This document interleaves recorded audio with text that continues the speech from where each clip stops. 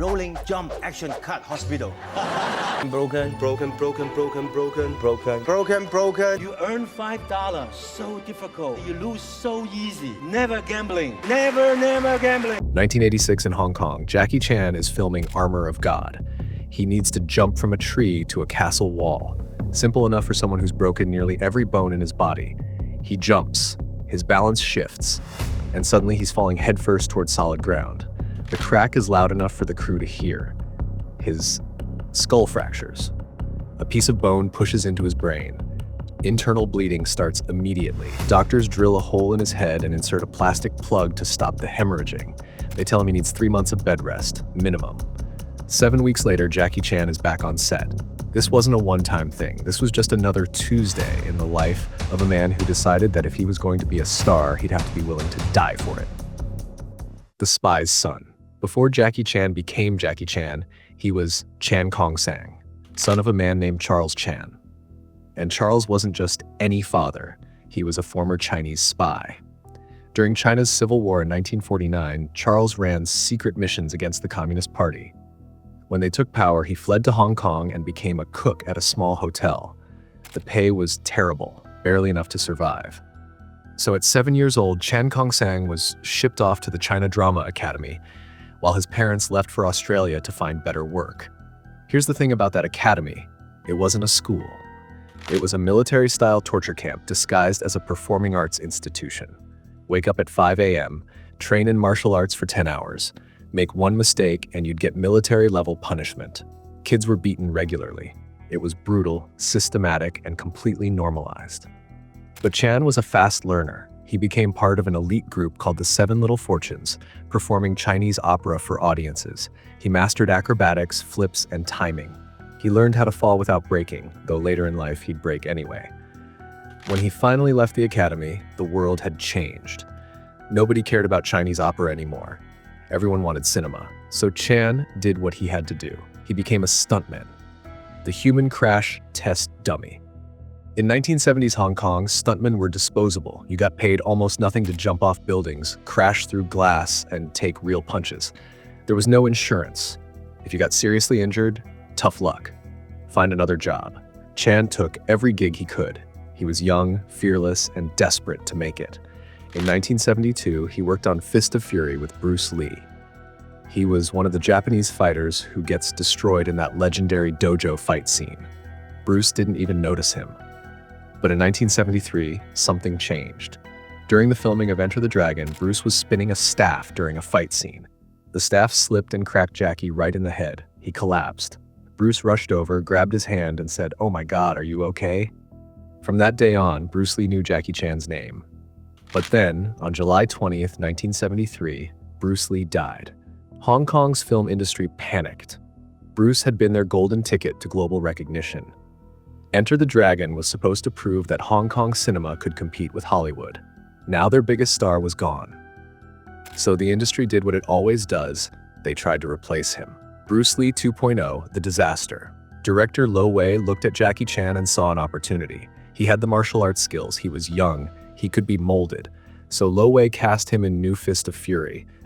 Is there no one else here who has the guts? A spiritual sequel to Bruce Lee's original film. The goal? Turn Jackie into Bruce Lee 2.0. There was just one massive problem. Jackie Chan was nothing like Bruce Lee. Bruce was intense, serious, explosive. Jackie was playful, expressive, funny. Bruce was fire. Jackie was a dancing flame. Jackie tried to tell Lo Wei this. "I'm not Bruce Lee," he said. "Let me do it my way." Lo Wei didn't listen. When New Fist of Fury came out in 1976, audiences rejected it immediately.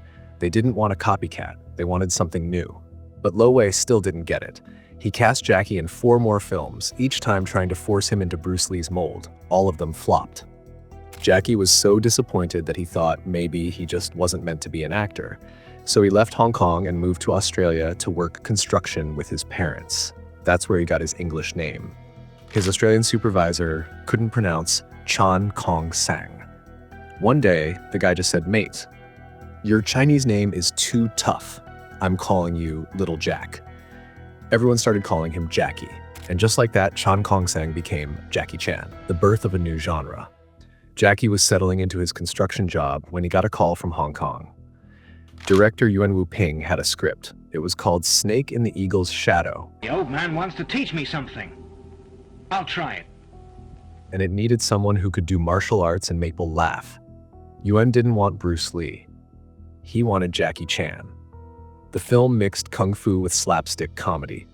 Jackie wasn't just fighting, he was performing. Every punch had personality, every kick had rhythm. When Snake in the Eagle's Shadow hit theaters, it exploded. Audiences had never seen anything like it. That same year, Yuan directed Jackie again in Drunken Master. Are you blind, huh? These pants won't dry on their own! This time, Jackie didn't just fight, he danced. His movements were loose, unpredictable, hilarious. It was kung fu choreography mixed with physical comedy. The film was a massive hit. Jackie Chan became the biggest action star in Hong Kong. But with fame came something else, an obsession with doing his own stunts.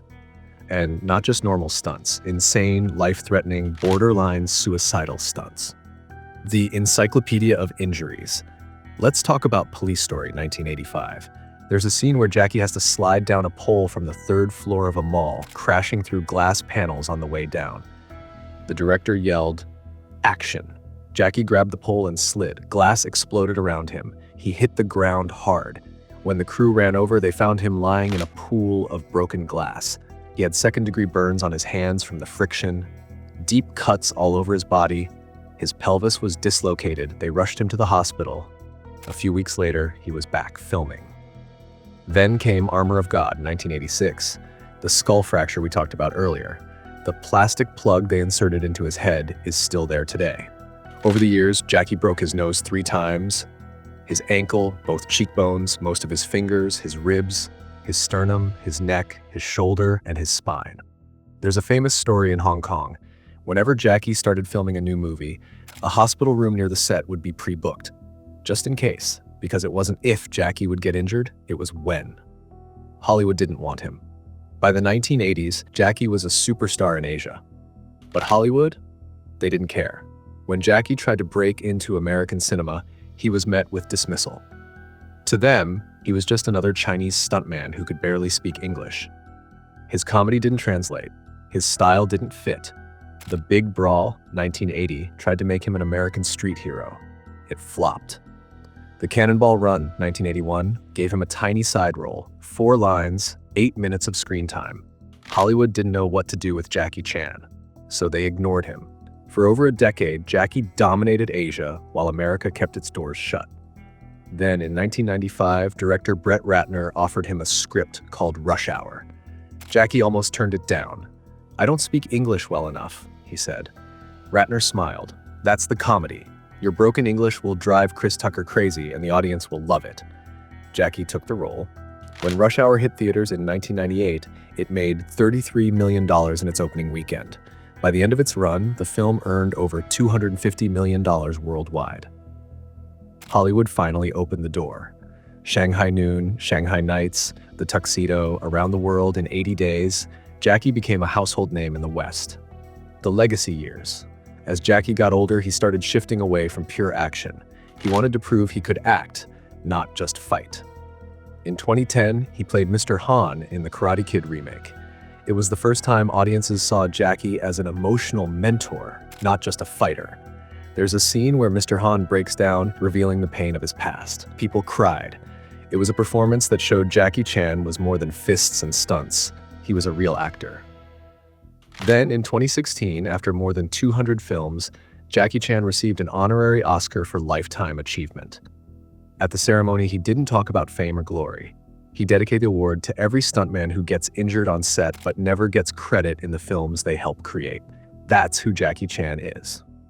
Most people retire after a Lifetime Achievement Award. Not Jackie. He kept working. The Foreigner 2017, Bleeding Steel 2017, the Kung Fu Panda franchise, he refused to stop. And now, in 2025, at 70 years old, Jackie Chan is returning as Mr. Han in Karate Kid Legends. The film releases on May 30th. He's still going. Jackie Chan isn't just an action star. He's proof that you can be rejected, broken, and dismissed, and still build a legend.